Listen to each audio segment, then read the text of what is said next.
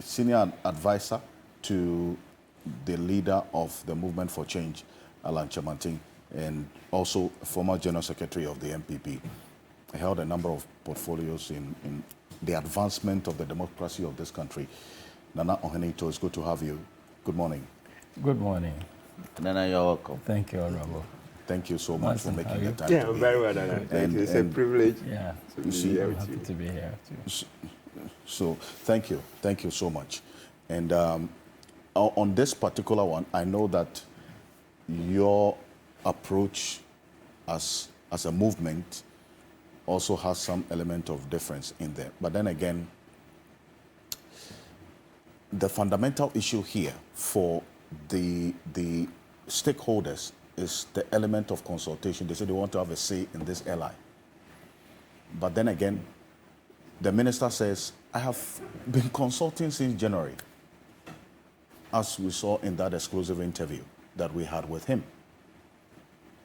So as we look at regularization of pricing, taking into consideration the consumer's concerns as well, what should be done to, as it were, bring this matter to rest? Because Lawyer Matibebo makes the point about the consumer being the one who would suffer in the end because of this back and forth and what is going on between these two elephants. Nana? Thank you very much, and a good morning to our very cherished viewers and listeners.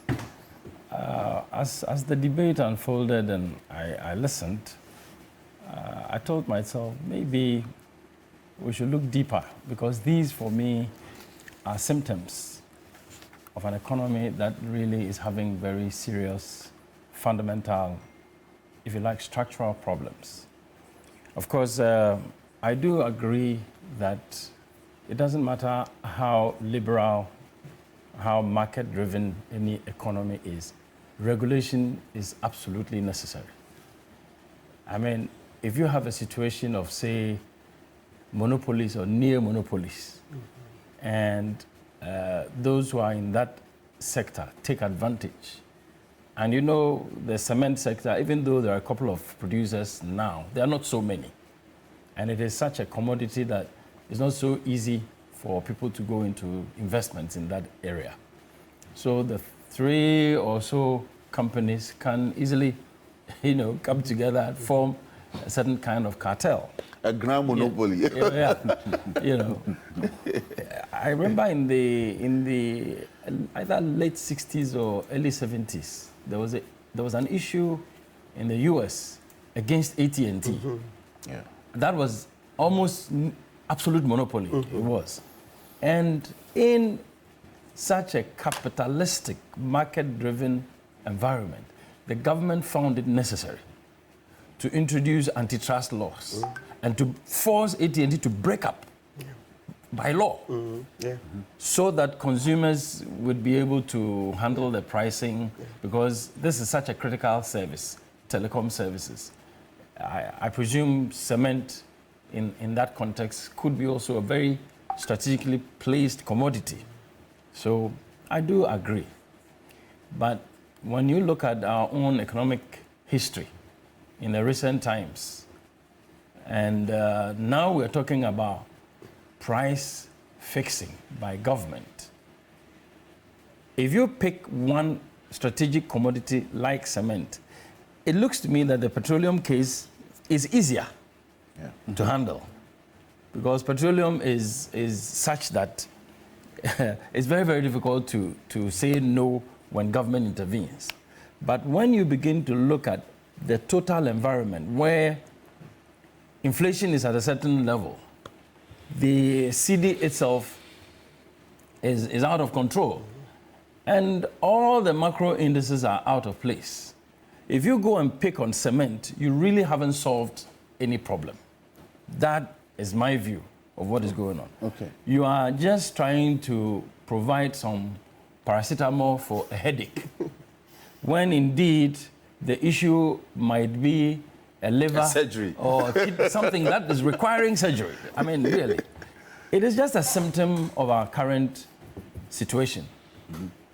And as I said, I agree governments can enforce regulation, and I agree with the Honorable. If it has to do with the law then the legal platform has to be properly cleaned up. So everybody knows what to refer to in terms of the law. But beyond that, I think the government has basically given us a knee-jerk reaction.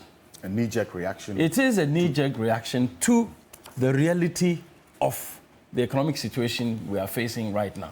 This LI? So, pardon me? This LI? No, yes. No, the whole kicking into effect of cement price control. Now, if you are able to solve the cement pricing issue, and now the next thing is iron rods, or the next thing is roofing sheets, and the next thing is food items, what are you going to do? So it tells you that there is just something fundamentally wrong. And we've been talking about an economy that should not be driven by legislation necessarily, but more by production and economic activity and the management of the fundamentals of the economy. That's the point. That, for me, is the real issue. We may debate this. We may agree on what is the real rate of debt to GDP. We may agree on what is the real ratio of public expenditure to GDP. We may debate, and people would have even different figures. But I can tell you, once your agriculture sector is producing, and industry is manufacturing, and you are exporting, who would care about cement prices? Because the environment will be such that the very CD dollar business, even if you have to import clinker, and really, there's a lot of research in Ghana over the years that will show that we could easily find a replacement for clinker, for example. We still import clinker. But I know soil research, building and road research, some of these institutions, when we were young journalists, we used to do a lot of documentaries on their work. We know a lot of research has gone on. If you have a government that begins to focus practically, not just pay lip service, practically on technology, research, development, innovation, I am sure that within 1 year, a lot of the research that has been done over the years can be put back on the table, and if we are serious, we will find a replacement for clinker. You probably would not even need to use dollars to import clinker. So there is something fundamentally, structurally wrong. And this is all Alan Chemating is telling everybody in this country. No, I'm serious. I'm serious because, you see, this discussion has been too much of a partisan issue. And that should not be it. Building materials. Who doesn't need a place to sleep? Who doesn't need shelter? So if now it becomes a question of the government wants to take this step, the opposition thinks differently, and then there's a gridlock. Now we get out of the arena of development and the economics of our lives into partisan politicking. That is what is killing almost every positive step that any government will take, whether it's MPP or NDC. But as I'm saying, I think that the issue really is about the structure of our economy. We've been trying to take palliative measures, short-term measures, which have not touched the core of where we are going and how we want our economy to perform. So I think that the issue is not just a question of trying to fix the price of cement. If you did and you succeeded, for example, consumers are happy with the price, you pushed it down by whatever means, legal, political, whatever. So it comes to other commodities. What are you going to do?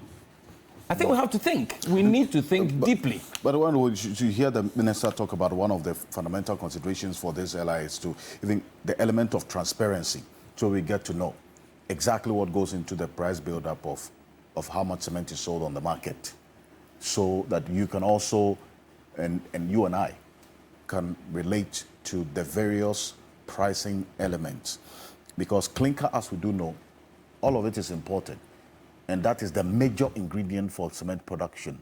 And so when the city is depreciating, you don't even need an economist to do this for you. That obviously there's going to be a trickle-down effect, and that would affect the pricing of the finished products. So you have the manufacturers all pointing to the depreciation of the city being one of the major reasons why. Because the last 2-3 months, we've seen the price of cement continuously increase. And that's one of the elements that they point to, including other issues of taxes and so on. So if that detailed price build-up is put out, would that not help as well? Well, you see, I'm happy you also referred to the one ingredient that you cannot run away from in the particular case of cement, clinker. What are the factors that determine the price of clinker as a component for the production of cement? Dollar, CD, period.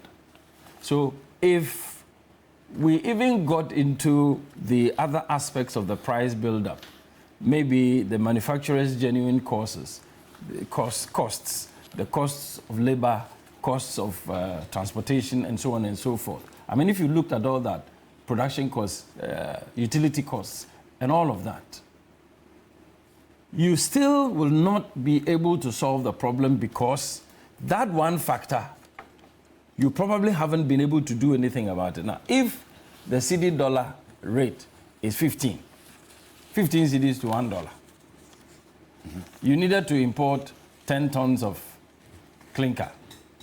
And 1 ton of clinker, I don't know what the price is now. So you multiply it against your exchange rate.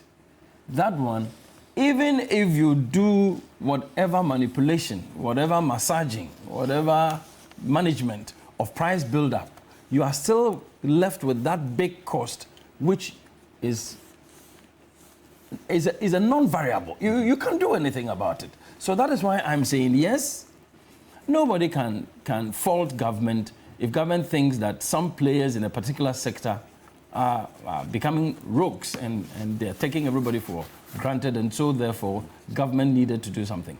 My point simply is that the way things are going, if we don't stop as a nation, as a government, and tell ourselves that this is the time to reset our whole economic paradigm, this is the time to reset our governance models, this is the time that we need to look at fundamentally what is wrong. We're not going to get anywhere with some of these short-term, what I would call palliative knee-jerk measures. That really is the point, because as for the factors that build up the cost, I think we all know. Well, the minister says there's a limit. Know. There's a limit to which you can manipulate those factors and then try and come up with a price that you think will meet the populist demand of the people. Beyond that, you can't go through the floor. And I'm saying that even with the current circumstances of our economy and exchange rate and inflation and so on and so forth, whatsoever manipulation the government might want to do, even if there's transparency, I don't think that the prices will still be affordable anyway, especially in view of people's incomes and capacity to invest, in building or in real estate and so on and so forth. I think we do have some fundamental problems that we need to act upon. If in the meantime, government doesn't know what to do, so you want to use the regulatory legal framework to manage it, maybe it can help us only to a certain degree. Beyond that, I will still insist we better do some deep thinking about the model of economic development we have pursued until now. It hasn't helped us, and we better change the structure. That is why Alan is putting before Ghana that great transformation up. We need transformation, not just incremental change. No, it got to be radical. And it got to be decision taking at the very top of governance. This is what Dr. George Dawson, who heads the Chamber of Cement Manufacturers, is saying. If you force a producer, and this is you, if you force a producer to sell at a particular price and it's not profitable, there's market distortion. He or she would not produce. And if they don't produce, there'll be a shortage. Is Ghana ready for a cement shortage? So No. Let me answer that briefly. It's not exactly this like is that. from Dr. George Dawson, Yes, who is with the chamber. In fact, he has the Chamber of Cement Manufacturers. So what he's worked in saying that is, sector for a very long time. I know him. Yes, He brought a petition. Yes, he's speaking theoretically, right? But when you say you force him to produce, at what price? We don't know yet. So you can talk about the elasticity Of demand. and supply. Today, I haven't pronounced it the long way, in the long while, right? So that would determine at what price. We don't know yet. So to just throw it at us is not sufficient. As I've said, listen, the truth of the matter is that if they are fleecing us, we are not happy about it. Let's go into it. Why are they refusing to engage? Yes, that's why I said if. Why are they refusing to engage Katie? The thing about the journalists, yes, I would have thought that they should have entered the meeting. Then after the prelims, then they will now ask the journalists to excuse them. They should have gone. So let's not do this thing. People have studied this. Yes, we know beyond a certain price, if you go beyond a certain price, even as consumers, we'll reject. But we don't know that price. So in the interim, if you keep going up, we will keep what? Buying. Up to the point where we will no longer be able to. So you will make some money up to a certain point. So let's just stick to the principle. The core principle is that there is no transparency in the price build up. This will help us to establish that transparency. Because, as I've said, once bitten, twice shy. Some years ago, remember Kweku Kwati, when Honorable Dafemeko, your government, the price of fuel, you know, there was some secrecy, it wasn't transparent, they had to go to court. Your government had put on some taxes. They said, no, it didn't okay. It didn't okay. It went to court. Eventually, the price build-up came. And it appeared that you were supporting people in making supporting the sellers, OMCs, etc., to sell at a higher price. I think that was the case that shot Kweku Kwati into some national, the limelight. You see? So, and I have said that, listen, we make a mistake. If you just think experts have you at heart, Master, you are lying. The fact that somebody is more knowledgeable than you, he's an expert, if you just use that fact to think that it also follows that he has you at heart, you are lying. So we must see for ourselves. Let's do the transparency. Let's do it. Let's see the price build up. The LI says that they want to see the ex-factory price. Let's see what goes into it. And then, as I've said over and over, we take it one day at a time. It should help us because we genuinely feel that the prices of cement are too high. The prices are too high. So it's no answer. Don't come and tell us that it's pegged to the dollar. Are we spending dollars in Ghana? Yes, we are. The reality is that we yes, but we are trying to fight it. I think on this particular one, I think I don't think the point being made by Dr. Dawson Amoah is theoretical at all. I agree that if probably there is a bit more transparency and we looked at the various factors that build up into the price, we might find one or two factors that you need to do something about. But for as long as the key ingredient is imported and you need dollar to import and your cedi is weak against the dollar, there is a certain threshold that you can't go below. Yes, so put it out there. Let's do it. But I'm saying, don't let us dismiss.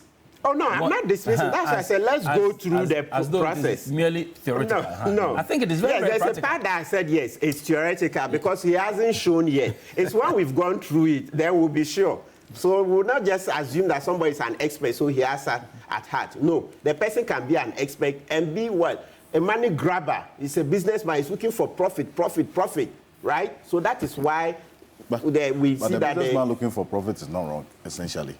So we too must also look at the humanitarian aspect. That listen, your profit-making desires must be restrained. There must be a humanitarian aspect to it, and that's what the minister is leading. As I've told you, I'm not happy that he's talking about jail terms and honorable. I hope you guys can do something. That there was this point that was raised. The 1 to 3 years jail term. Yes, honorable. You are here. You can help us. You are an expert in it. So now, are you going to be sitting on Mondays? I understand. Yeah, we are going to do extended sitting from the 15th. Okay. So extended sitting means sitting for Mondays instead of from Tuesdays, and also sitting beyond the time appointed for Parliament. Hey, so then it means that the LI will pass. You will get it 21 sitting days before you rise. Yes. Oh, but please. So that's what. No. So if I come in, I can clarify some of them. So one of the main concerns raised by my senior, the honorable former minority leader, Haruna Idrisu, is that because once the LI is laid, time begins to tick. Yeah. So before the 21 days matures, the Subsidiary Legislation Committee must come to the floor with the report regarding the pre-laying considerations of the instrument. Look, it's a skeletal instrument. It's a 5-point regulation instrument. Very, very skeletal. Okay. So a lot of consultations hasn't been done regarding it. They did consultation in respect of licensing cement manufacturers, which is a new regulation, and you have not even implemented that fully yet. Now, I just got a text. Apparently, prices of cement hasn't changed in terms of dollar terms. They've been, for the past 10 years, for the past 10 years, they've been producing cement at between $6 to $7. It hasn't changed. Per bag. Per bag.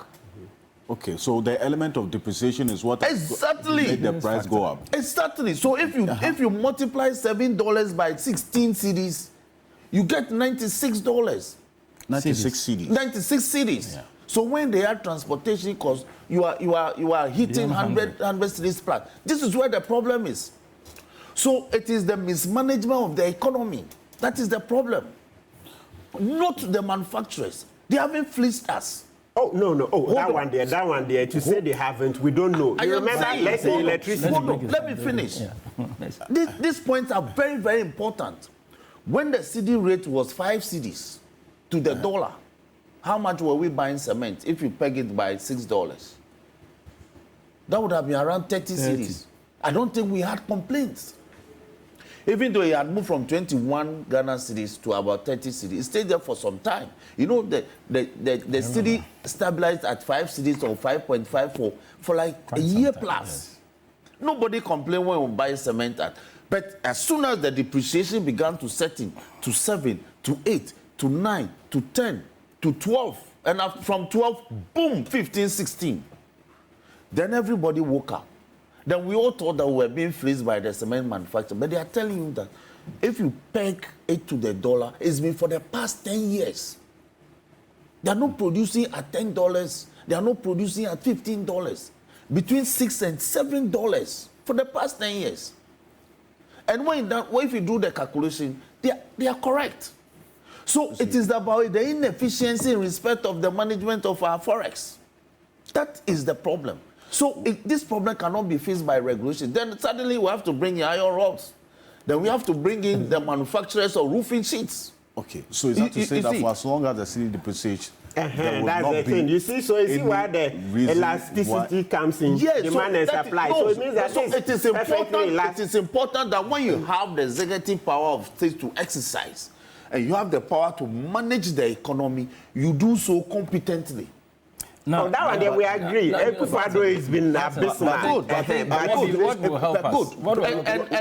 And let me make the point. And let me make the point that you did. Yes. Look, the research matters you spoke about, the Otekpolu area in Upper Manya, it's endowed with clinker-related materials. Okay. And these are the materials that we can rely on to manufacture cement. If you go to the East African areas, if you see how they build, look, they have regulations where you can't, if you want to build, you must rely on your local material in situ. All right. So they use brick, they use clay and cement. They build. But we want to import everything. We want to import porcelain tiles. So all those things add up to the depreciation of the cedi. So this focus on licensing cement manufacturers and suddenly trying to fix price of cement or regularize prices of cement is not the solution like we are saying. In any case, look at the mandate properly of the entity that you want to deploy. That's my problem. Standards Authority hasn't got the mandate.